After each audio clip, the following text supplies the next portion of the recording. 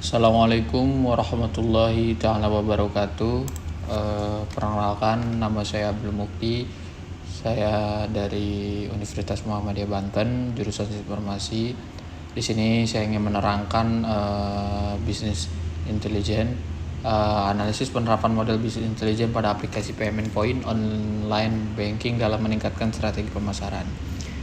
Jurnalnya saya ambil dari Altesa Yunistira dan Domas Hatta Fudoli.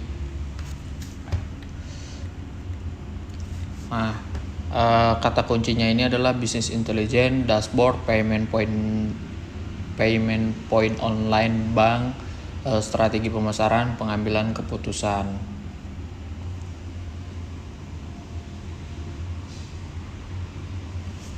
Jadi payment point online bank ini adalah sistem pembayaran daring yang memanfaatkan fasilitas perbankan.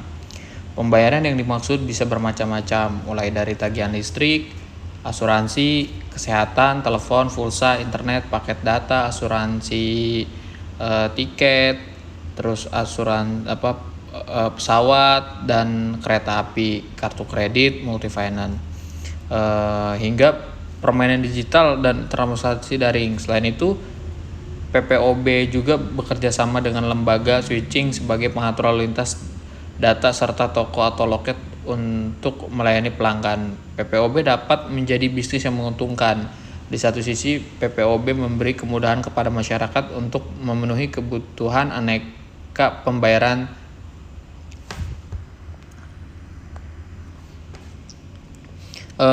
Jadi Apotik Kota merupakan aplikasi PPOB berbasis web dan Android yang melayani beberapa transaksi seperti pembelian pulsa, paket telepon.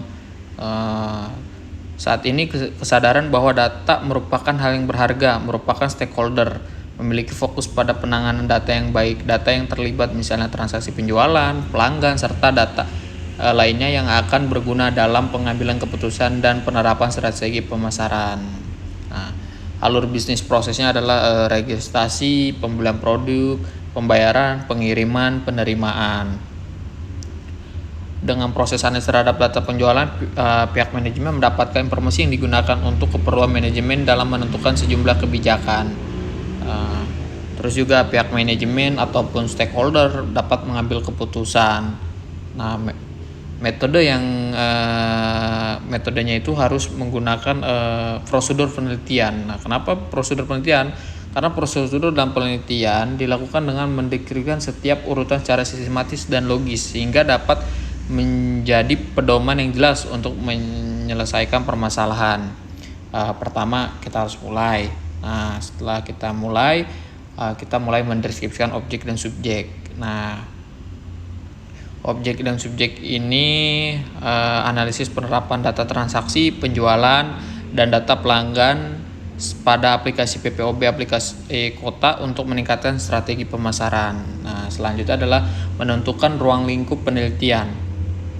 Ruang lingkup penelitian ini adalah parameter yang digunakan mengacu pada teori, strategi pemasaran, dan penerapannya dalam bisnis intelijen.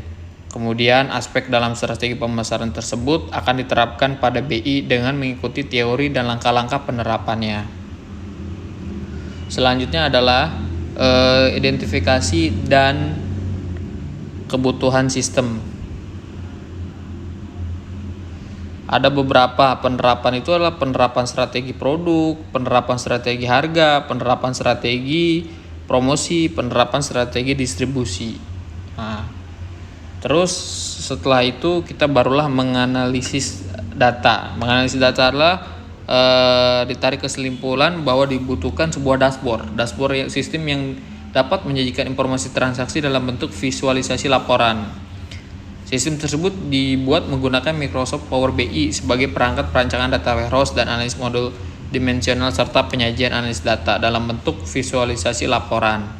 Setelah itu barulah perancangan data warehouse. Perancangan data warehouse ini merancang basis data logikal serta menentukan skema data warehouse yang akan digunakan. Kemudian dengan tabel fakta dan tabel dimensi proses melalui tahap extract, transform, load atau ETL Setiap model dimensi terdiri dari sebuah tabel dengan sebuah komposit primary key yang disebut dengan tabel fakta, serta satu himpunan tabel yang lebih kecil disebut dengan tabel dimensi. Setiap tabel dimensi memiliki sebuah simple primary key yang merespon tepat satu komponen primary key pada tabel fakta. Dengan kata lain, primary key ini pada tabel fakta terdiri atas 2 atau lebih foreign key. Struktur karakteristik ini disebut dengan skema bintang.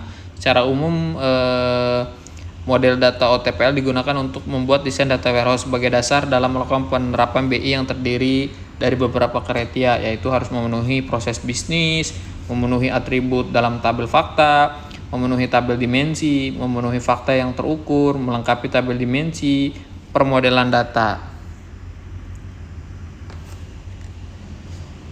Nah, ini yang tadi kita bahas adalah penerapan strategi produk.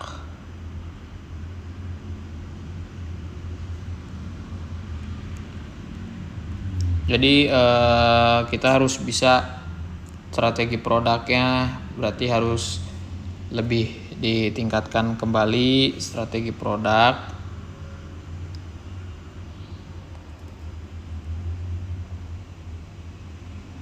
Misalnya produk yang tersedia pada aplikasi Apotek Kota pastilah memiliki transaksi penjualan terbanyak dan terendah.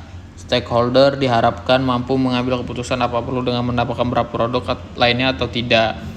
Strategi harga, penerapan strategi harga saat ini menerapkan harga khusus kepada pelanggannya yang berstatus reseller. Nah, penerapan strategi promosi, penerapan strategi stakeholder dapat mengkombinasikan penerapan dengan strategi pemasaran lainnya. Strategi distribusi flash. Dalam penerapan strategi distribusi, aplikasi Kota telah menerapkan jalur distribusi melalui web dan aplikasi berdasarkan Kotler dan Armstrong tahun 2012. Tabel dimensi yang tadi saya bilang ada itu melalui 3 tahapan, yaitu ada extract, transform, dan load ETL. Nah, ini demi waktu, ini adalah model skema bintang pada penelitian ini. Nah, ini evaluasi. Jadi ada data pelaporan komponen harganya, dashboard pelaporan komponen produk, informasi detail total keuntungan berdasarkan jenis produk. Nah, jadi kesimpulannya adalah penggunaan data warehouse untuk menghasilkan sistem pelaporan yang lebih baik jika dibandingkan dengan sistem pelaporan yang berbasis OLTP. Dalam membangun data warehouse, sumber data OLTP yang akan digunakan harus melalui proses pemilihan berdasarkan kebutuhan bisnis.